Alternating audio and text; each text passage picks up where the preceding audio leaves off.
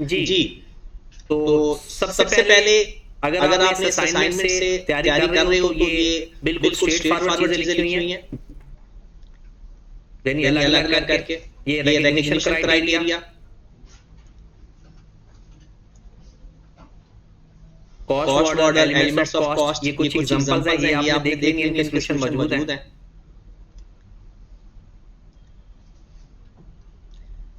एक क्वेश्चन आपको ये गिवन होगा, ठीक है। पहले जो मैंने आपको सवाल भेजे हैं ना, वो कॉस्ट के अलग करके भेजे थे। अभी पूरी असाइनमेंट है, इसमें कॉस्ट के सवाल भी हैं और सारे सवाल हैं, ठीक है। इस सवाल में आप देखें, आप अपनी असाइनमेंट में सवाल देखेंगे, अगर आपको इस सवाल में इशू है तो बताएं।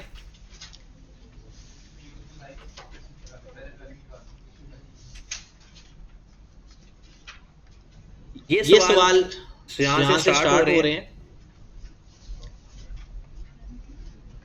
ये तो मेरे ख्याल में हो गया था, ये आएगा किताब में भी था शायद।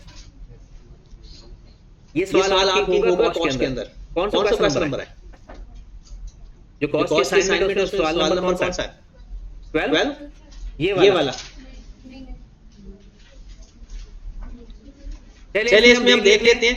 लिस्ट प्राइस मशीन की, trade discount, delivery cost, installation cost, site preparation cost, architect fee, admin expense, ignore, और टेस्ट रन कॉस्ट। अब टेस्ट रन कॉस्ट पहले और अब इन दोनों में फर्क है। अब आगे लिखा हुआ है the test run cost was to ensure that assets were installed and working correctly, items of inventory were produced during the test run, these had to sale value 10,000। पहले जमाने में ये होता था कि इस 75,000 और 10,000 का जो डिफरेंस होता था वो इसकी एसेट की कॉस्ट में ऐड होता था, और इसके आंसर के अंदर भी ऐसा होगा, क्योंकि ये पुरानी असाइनमेंट है। लेकिन अब ऐसा नहीं है। अब इनिशियल टेस्टिंग कॉस्ट जो कि मशीन के ऊपर अप्लाई होती है वो एसेट की कॉस्ट में ऐड होती है। लेकिन उससे जो बनने वाले सैंपल्स हैं, वो सैंपल्स के ऊपर जो कॉस्ट आ रही है और उससे हासिल होने वाला रेवेन्यू है वो एसेट की कॉस्ट में ऐड, अब वो एसपीएल में जाता है, ठीक है। तो इसमें उसने कहा टेस्ट रन कॉस्ट 75,000, और उसके ऊपर इसने पहले क्योंकि ऐसा था ही सेग्रीगेशन होती नहीं थी, तो सीधा इसको नेट करके ऐड किया जाता था।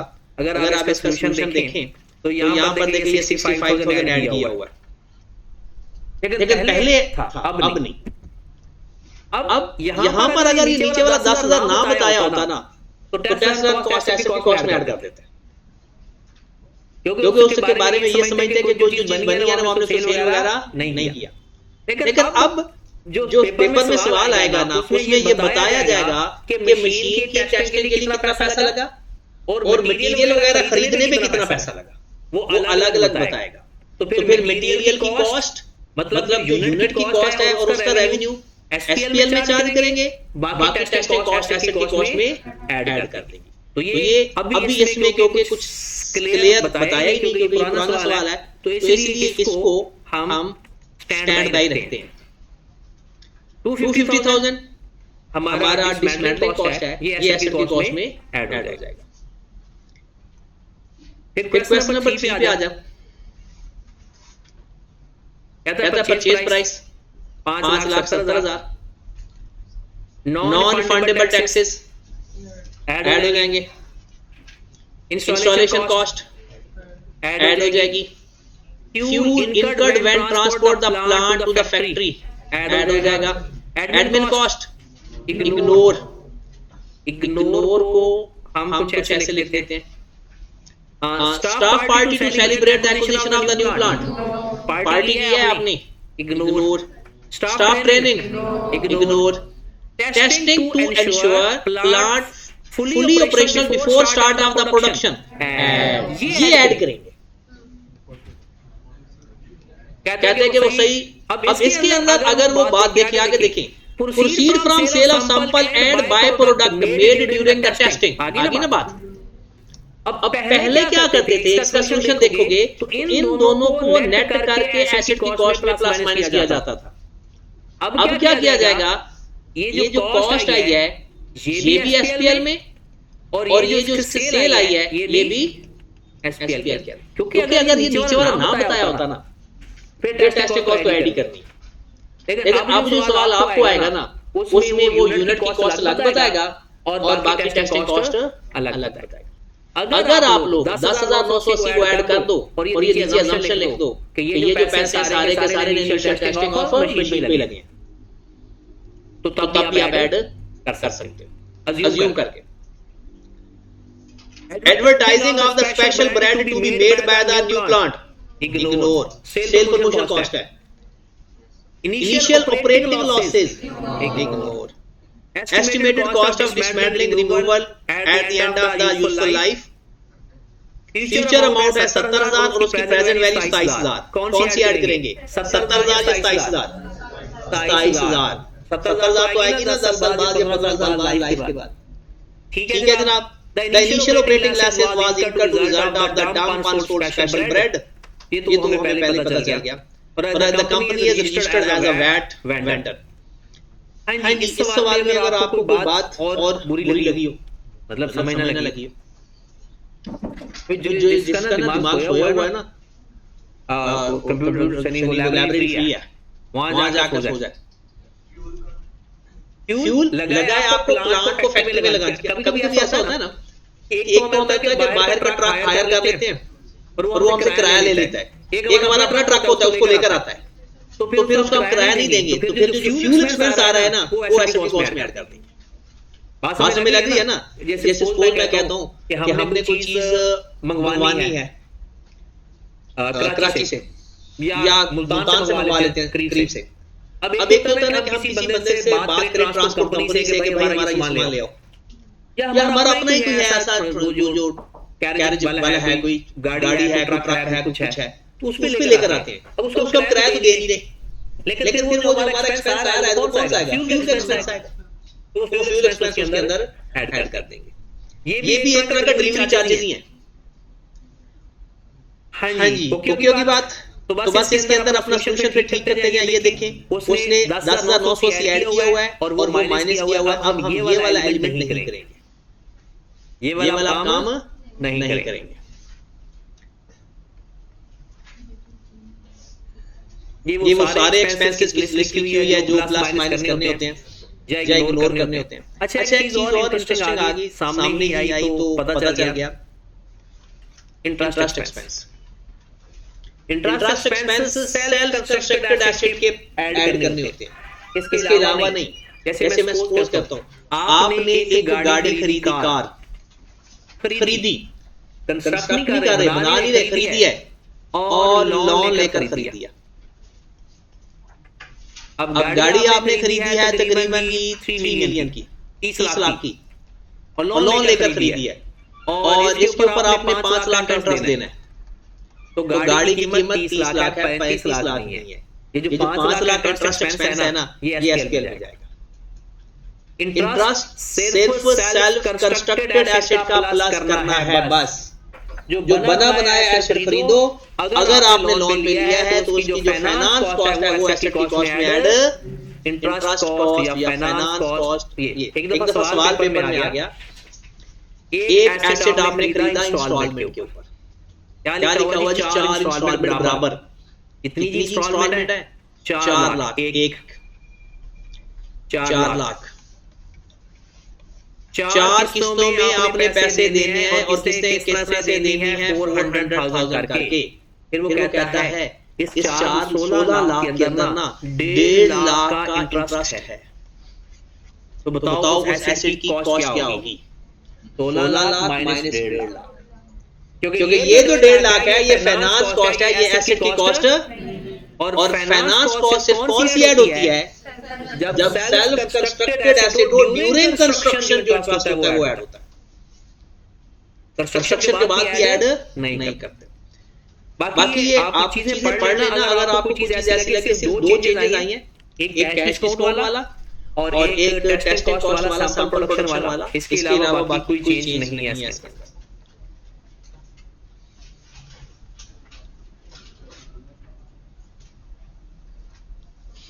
बाकी आगे इसके सवाल स्टार्ट हो जाते हैं।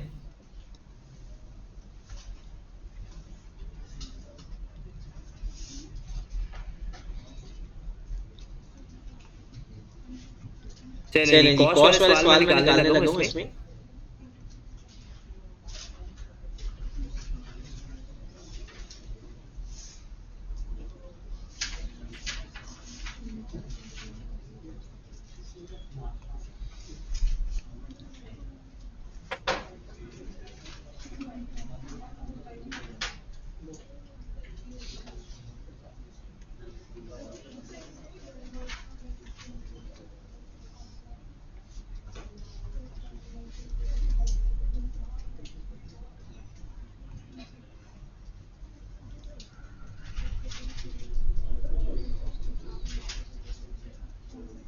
ये कुछ सवाल है आई थिंक।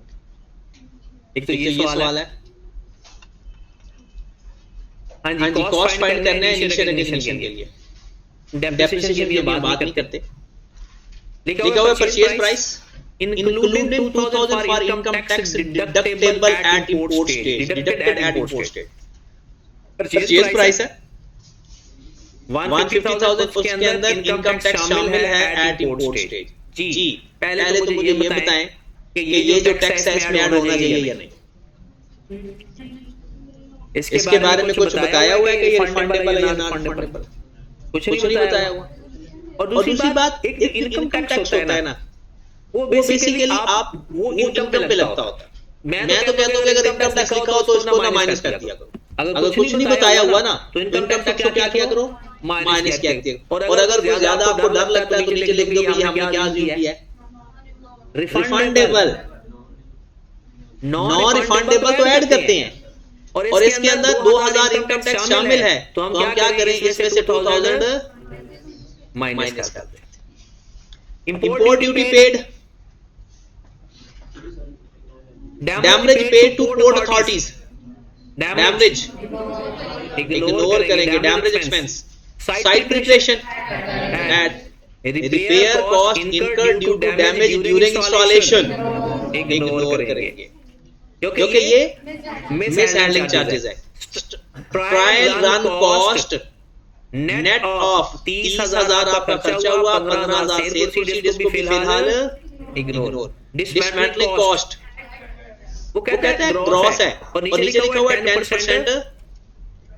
अगर आपको प्रेजेंट वैल्यू गिवन हो तो प्रेजेंट वैल्यू लिखो। मैंने आपको बताया था कि अगर प्रेजेंट वैल्यू ना हो ना तो प्रेजेंट वैल्यू का फार्मूला आपको आना चाहिए 1 प्लस आई की पावर n। तो ये 20,000 डिवाइडेड बाय 1 प्लस 0.10 की पावर 5, जो आंसर आएगा वो ऐड करेंगे क्योंकि हम आज वैल्यू ऐड करनी है ना। 20,000 तो हमें 5 साल बाद पहचाना है, आज इसकी वैल्यू ठीक होगी बात। आगे चलते हैं।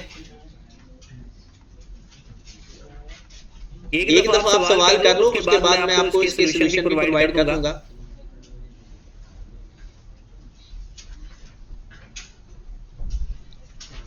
ये इंडस्ट्रियल लेवल वाला क्वेश्चन है आपके पास आपके असाइनमेंट में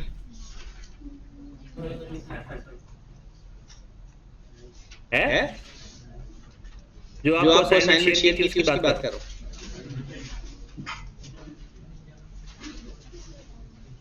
ये पास पेपर आ गए, इसके तो फिर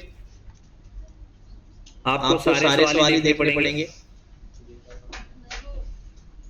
वो नहीं होगा क्योंकि वो पास पेपर का सवाल नहीं है, बस वैसे ही किसी और बुक से उठाया गया सवाल है।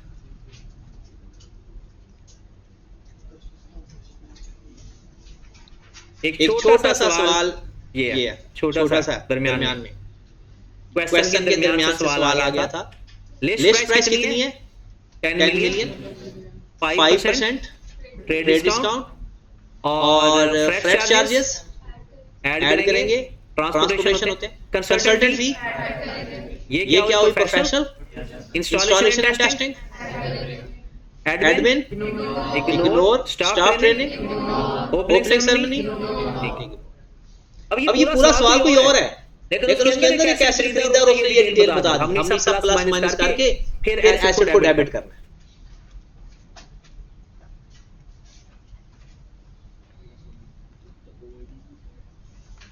एक और ये सवाल आ गया, ये भी एक अच्छा सवाल है। इसको एक दफा पूरा पढ़ना पड़ेगा, फिर आपको इस चीज की समझ लगेगी। ये शायद आपके सवालों में सवाल भी होगा। सबसे पहले वो क्या कहते हैं, इसका जो रिक्वायरमेंट है वो कोई और है। हमने सिर्फ ऐसे कॉस्ट फाइंड करनी है। कहता है ये कि cost of free hold land purchase with old building structure. मतलब क्या है बोला, आपने एक लैंड खरीदी है, उसके ऊपर एक बिल्डिंग भी बनी हुई है पुरानी।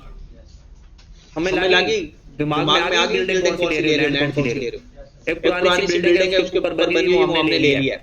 कहता है cost of demolish of the old building structure 1500 और 1500 हमारा लग गया, मतलब 15 लाख हमारा लग गया उसको गिराने में, उसको खत्म करने में। Proceed from sale of scrap, उसको जो उसमें से कुछ होगा ना, कोई टीयर गार्डर वगैरह मिल गए होंगे, तो वो कुछ कीमतें बच गई होगी, उससे हमें 2.5 लाख मिल गया। 15 लाख के ऊपर हमारा खर्चा आया, 2.5 लाख से उसका हमें स्क्रैप सेल कर पैसे मिल गए। Fee paid to architect of the site plan and drawings, ये ऐड हो गई है, ऐड हो गई क्योंकि ये प्रोसेस चल रहा है। अब हम वो बिल्डिंग बनवाना चाह रहे हैं। पहली बात 25 लाख की लैंड खरीदी, पुरानी बिल्डिंग गिराई और उसके ऊपर 250 वहां से मिला भी सही। तो क्या ये साइट प्रिपरेशन में आ जाएगा या नहीं? ये हमें पैसे मिल रहे हैं, 15 लाख हमारा खर्चा हो रहा है net. Advance paid to quality construction for construction of the building, building पे करने बनाने के लिए उसके ऊपर हमने एक ठेकेदार को 6 मिलियन दे दिया। ये तो उसकी ओरिजिनल कॉस्ट हुई ना बिल्डिंग की। अच्छा इसमें ना एक दो चीजें आ जाए, यहां पर दो ऐसी बात होने जा रही है, एक लैंड एक बिल्डिंग। ये जो आपने पुरानी बिल्डिंग गिराई, उसकी जो कॉस्ट है वो लैंड की कॉस्ट में ऐड होगी या बिल्डिंग की कॉस्ट में? हाँ जी, आपने कल एक लाइन पढ़ी, अब आपको ना वो चीजें दिमाग में क्लिक करेगी। लैंड के बारे में कल पढ़ा था कि लैंड को काबिल इस्तेमाल करने के लिए जो पैसे लगेंगे वो लैंड की कॉस्ट में ऐड हो जाएंगे। ये लाइन कहीं पढ़ी है आपने? कल जब हम पढ़ रहे थे कि लैंड का खर्चा, जब लैंड को काबिल इस्तेमाल करने के लिए उसके ऊपर कोई खर्चा किया जाएगा, मतलब उसमें गैस वगैरह इंस्टॉल की जाएगी या उसमें ये जो सीवरेज का सिस्टम होगा, वो सारी चीजें क्या आएंगी? लैंड की कॉस्ट में ऐड हो जाएगी। तो ये जो चीजें हैं यहाँ से यहाँ तक ये लैंड है। लैंड में 25 मिलियन प्लस 1.5 मिलियन माइनस 250,000, ये लैंड की कॉस्ट है। आगे चलते हैं। ये जो आपने फी पे की है वो साइट प्लान एंड ड्राइंग्स, उसके ऊपर वो जो अपना नक्शा बनवा रहे हो वो किसकी कॉस्ट है? लैंड की या बिल्डिंग की? ये बिल्डिंग आ गई, 6 मिलियन आपने पे कर दिया उसको एडवांस में, बिल्डिंग की cost. Further payment to quality controller, advance दिया था 6 मिलियन, 35 मिलियन और पे किया, ये भी बिल्डिंग। आगे acquisition and installation of new plant, एक नए एसेट की बात शुरू हो गई। 3 एसेट है, एक लैंड है, एक बिल्डिंग है और एक प्लांट है। 25% cost of the plant paid in advance. बता सकते हो उस प्लांट की कीमत क्या है? कितनी मिला? उस प्लांट की कीमत 25% पे किया है और 25% 4,000 है। 25% पे किया है, वो पता है ना, given over given multiply by required. Given over given 4,000 आपका 25% है और आपने 100 से मल्टीप्लाई कर दिया। Transportation and import charges add, cost of installation, other information पे आ जाओ। ये अदर इंफॉर्मेशन, कुछ इंफॉर्मेशन आपकी लैंड से रिलेटेड होगी, कुछ बिल्डिंग से, कुछ आपने पहले ही अपने सेग्रीगेट कर लिया, लैंड की कॉस्ट अलग, बिल्डिंग की अलग और प्लांट की अलग। ये पेपर में जब सवाल आया था 12 मार्क्स का, और ये किसका था? आईटीए का। पता है कैसे कहते हैं? Introduction to accounting. आपके होने से पहले इंट्रोडक्शन टू अकाउंटिंग कैफ में होता था। तो फिर आप जब आए तो वो कहे जी इतने कॉम्पिटेंट नहीं है, होना नहीं है, तो उन्होंने कहा चलो एमसीक्यू कर देते। तो पहले ये इंट्रोडक्शन टू अकाउंटिंग कैफ में होता था, तो ये इंट्रोडक्शन टू अकाउंटिंग का सवाल है। क्या कहता है? Cost of free hold land include property tax. cost of freehold land include property tax and transfer fee 120,000 और 850,000। क्या ये चीज उसमें ऐड होनी चाहिए या नहीं? एक बात देखिएगा, ये जो ट्रांसफर फी है ना, ये तो लाजमी ऐड होगी क्योंकि ये तो ट्रांजैक्शन कॉस्ट है। ये जो प्रॉपर्टी टैक्स है ना, ये हम हर साल देते हैं। ये जो लैंड का प्रॉपर्टी टैक्स है ना, उसमें भी लिखा है cost of freehold land include property tax for 2017 और 18 का। ये हम हर साल देते हैं। क्या ये एसेट की कॉस्ट में ऐड होता है? मतलब जो आप लोग कार का एक टैक्स होता है हर साल का, या बिल्डिंग का टैक्स होता है हर साल का, तो ये एसेट की कॉस्ट में ऐड नहीं होता। तो वो कहता है कि आप जो लैंड लिखा हुआ ना, उसके अंदर 1,20,000 प्रॉपर्टी टैक्स है और 8,50,000 ट्रांसफर फी है। तो क्या करें? 1,20,000 माइनस कर देंगे और 8,50,000 उसके अंदर रहने देंगे क्योंकि उसके अंदर शामिल है। नहीं समझ लगी? देखें, ट्रांसफर फी, मैंने आपसे कोई चीज खरीदी, उसके लिए मुझे कोई लीगल चार्जेस पे करने पड़े, वो तो ऐड होंगे। हाँ, प्रॉपर्टी टैक्स अगर ट्रांसफर करते वक्त है, उसका कोई इसी वक्त पे होना है, बाद में नहीं, वो कभी ऐड होता है।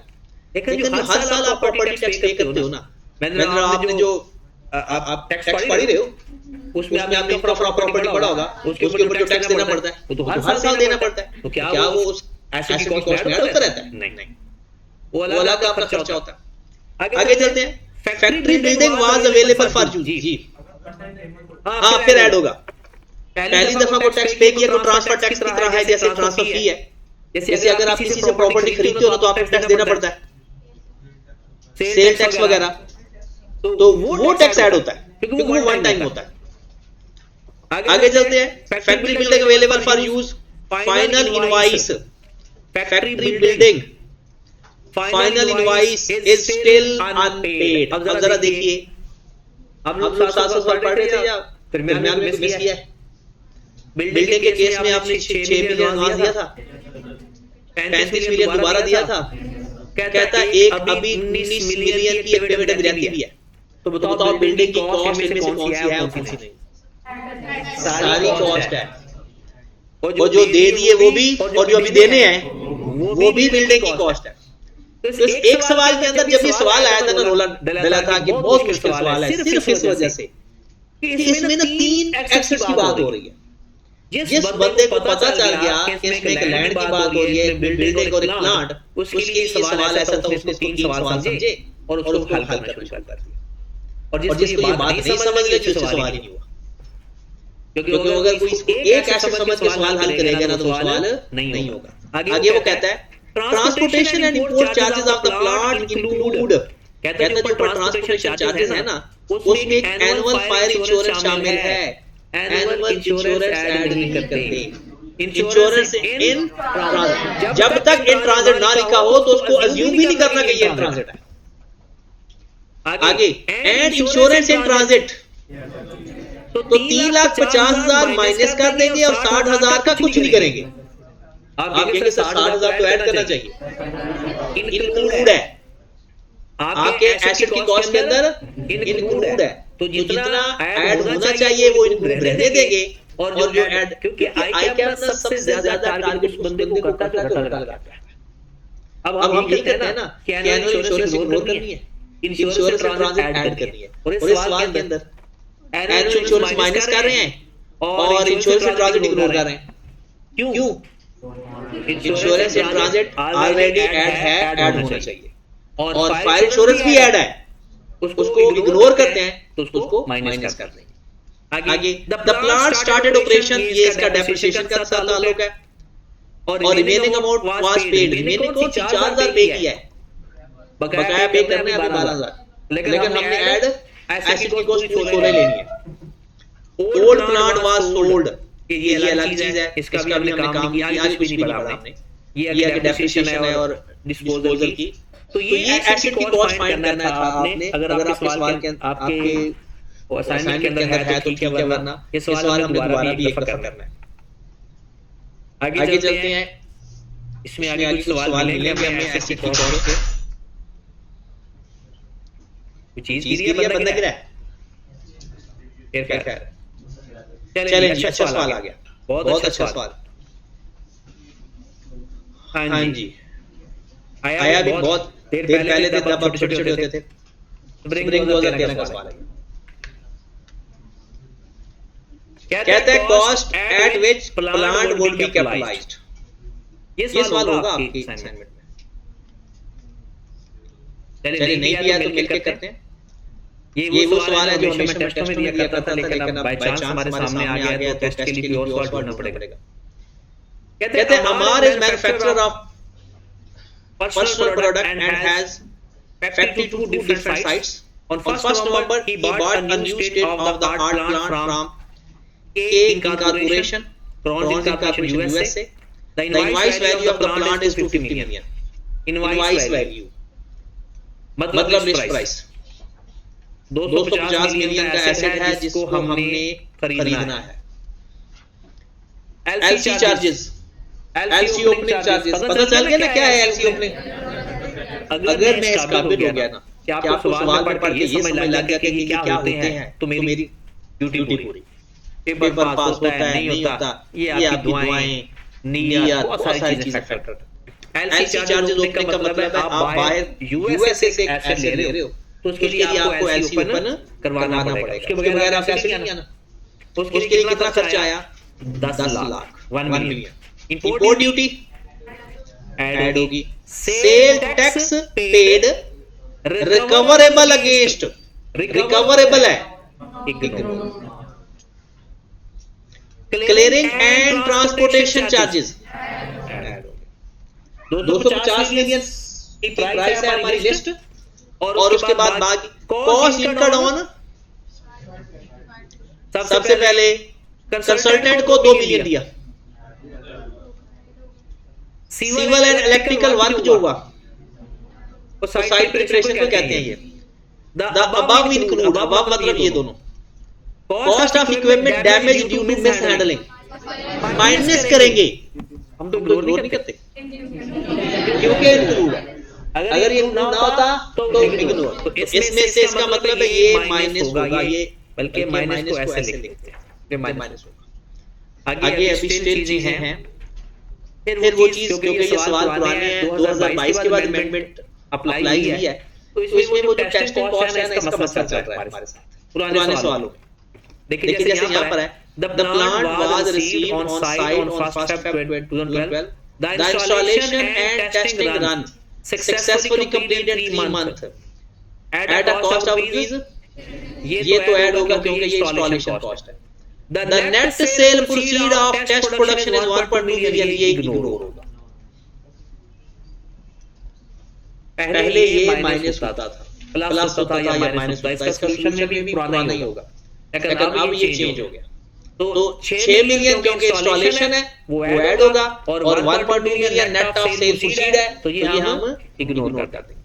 कमर्शियल प्रोडक्शन कब स्टार्ट होती है छोड़ दो, बल्कि एक चीज है इसमें, कमर्शियल प्रोडक्शन कमेंस्ड। दोबारा एक दफा ये सवाल पढ़ो, हो सकता है मैंने पूरा नहीं पढ़ा, कुछ चीजें इंपॉर्टेंट है, ध्यान से देखिएगा। प्लांट वाज रिसीव्ड, नजर आ रहा है, the installation and testing was, ये चीज इंपॉर्टेंट है।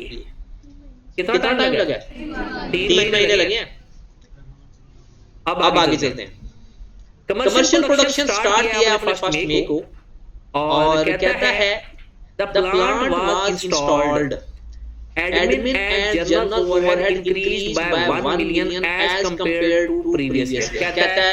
जनरल और एडमिन ओवरहेड 1 मिलियन से बढ़ गए हैं ये साल हमने इंस्टॉलेशन किया। क्या 1 मिलियन ऐड करेंगे? अब इंटरेस्टिंग बात बताओ, इसके अंदर मैंने क्योंकि तकरीबन पहले आई कैम सॉल्यूशन दिया करता था अपनी वेबसाइट पर, अब देता है, पहले नहीं देता था।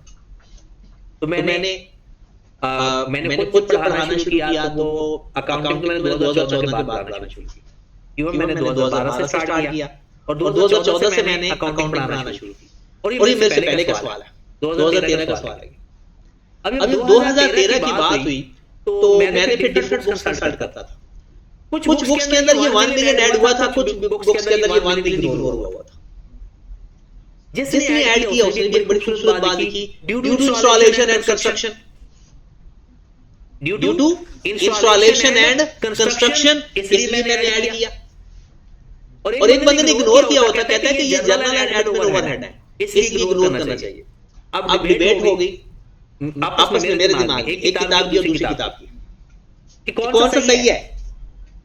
फिर बात समझ आई, cost of an employee arise due to construction and installation add होता है, जनरल एंड एडमिन ओवरहेड की बात नहीं लिखी। जनरल एंड एडमिन ओवरहेड अगर उसके बारे में कुछ नहीं लिखा हुआ तो आप इसको इग्नोर करें। अगली बात, ये दोनों सवालों के अंदर ये दोनों चीजें दोनों बड़ी इंपॉर्टेंट चीजें हैं। Salary of factory manager 250,000 per month, और आपको पता है इंस्टॉलेशन कितने महीने की है। He contributed 30% of his time in the supervising the installation.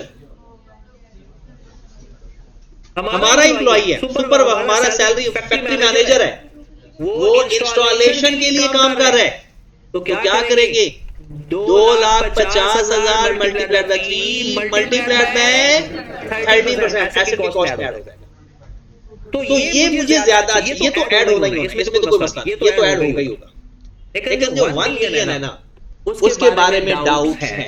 ज्यादातर लोगों ने इसको इग्नोर किया, हम इग्नोर करेंगे, क्योंकि उसने क्या कहा है, during the period in which the plant was installed admin and general overhead increased by 1 million. कहता है जिस साल वो हुआ है ना, उस साल के हमारे एक्सपेंसेस 1 मिलियन बढ़ गए।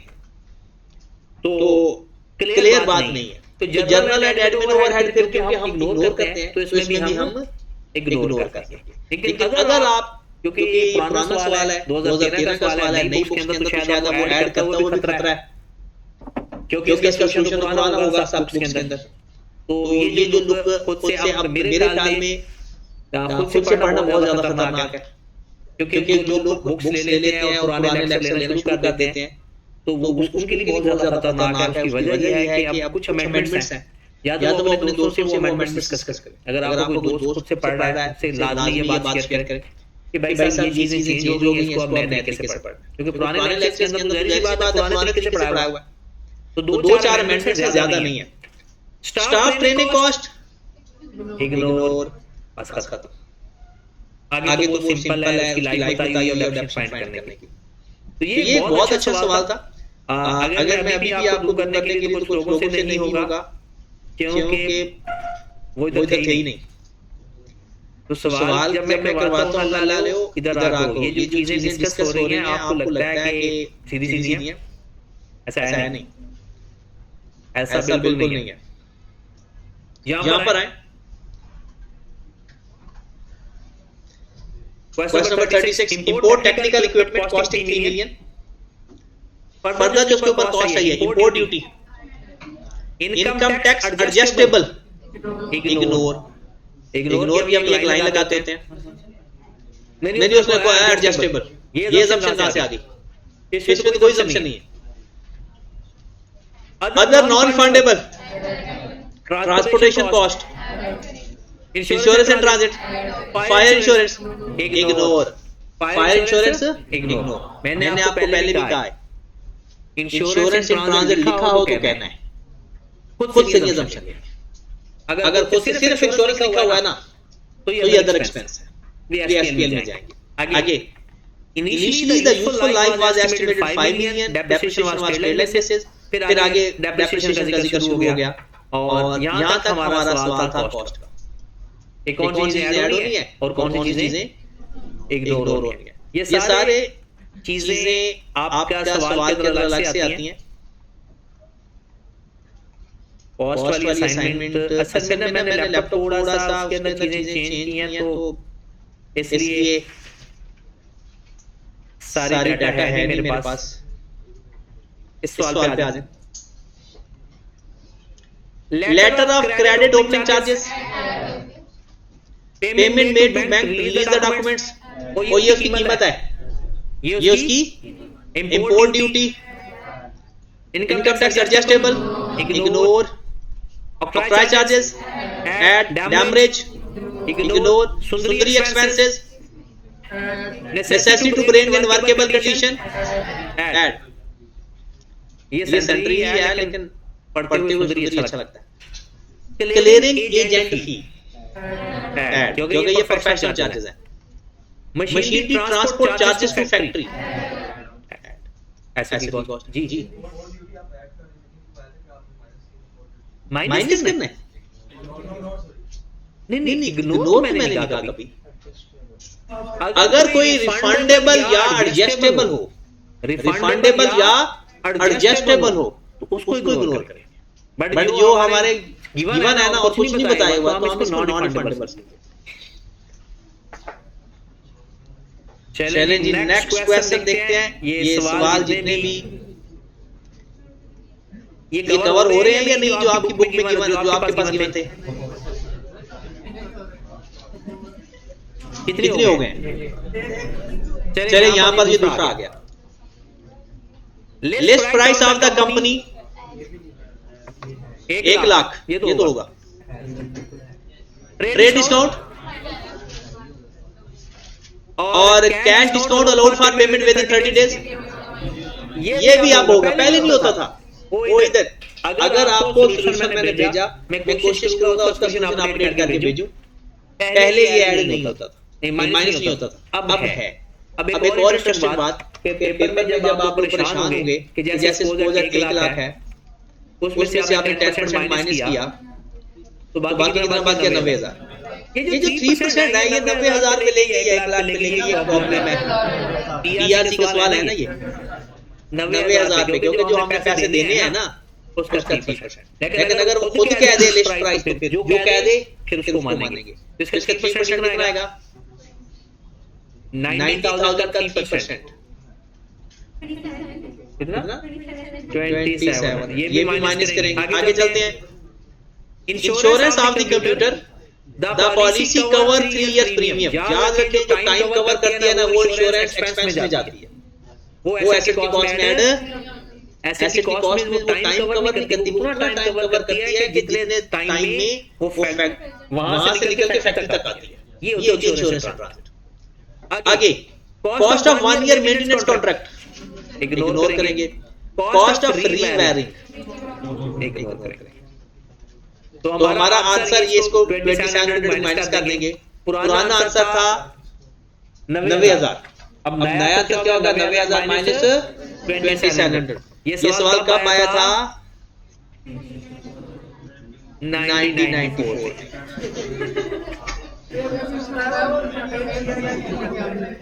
हम अज्यूम कर लेंगे ना। चलिए जी, अभी तक तो ये सवाल जितने कवर हो गए हमारे, इसके बाद अब जितने आपके रह गए हैं वो आप लोग करिएगा। उसके बाद हम देखेंगे तो कल हम ना बेसिक डेप्रिसिएशन स्टार्ट कर देंगे।